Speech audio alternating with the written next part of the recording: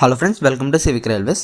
కడప గుంతకల్ మధ్య ఒక intercity express train అయితే దక్షిణ మధ్య రైల్వే అయితే నడుపుతోంది. ఈ వీడియోలో వచ్చేసి ఆ ట్రైన్ యొక్క డీటెయిల్స్ అనేవి మనం తెలుసుకుందాము.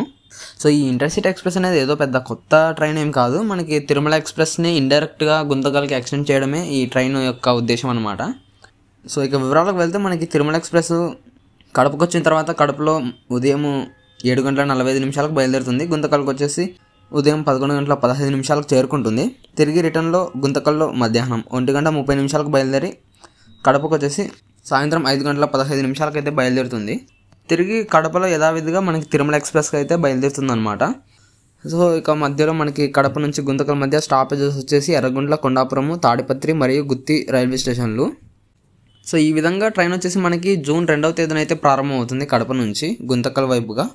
ఇక కోచ్ కాంపోజిషన్ వచ్చేసి మనకి సేమ్ మనకి తిరుమల ఎక్స్ప్రెస్కి ఏ విధంగా 22 LHB కోచెస్తో స్లీపరు, ఏసీ మరియు జనరల్ కోచ్లతో నడుస్తుందో ఈ ట్రైన్ కూడా సేమ్ అదే విధంగా అయితే నడుస్తుంది. మనకి ఇంకా ప్రైమరీ మెయింటెనెన్స్ విశాఖపట్నంలో ఉంటుంది.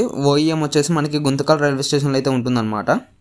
సో ఇప్పటికే ఈ తిరుమల ఎక్స్ప్రెస్ మీద చాలా ప్రపోజల్స్ అయితే వచ్చాయి. ఒకటి ధర్మవరంకి వయా పాకాల మీదకి ఎక్స్టెండ్ చేయాలని, కొన్నిసార్లు తాడిపత్రి వరకు ఎక్స్టెండ్ చేయాలని, మరియు కొన్నిసార్లు నంద్యాలకి ఎక్స్టెండ్ చేయాలని, లేకపోతే కనుక నంద్యాల కడప మధ్య ఒక ఇంటర్సిటీ ట్రైన్ మాదిరిగా నడపాలని.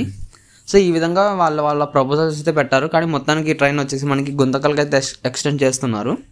సో ఈ విధంగా నడపడం వల్ల మనకి గుంతకల్ కడప మీద ఒక ఇంటర్సిటీ ట్రైన్ మాదిరిగా ఏర్పడే ఛాన్స్ అయితే ఉంటుంది.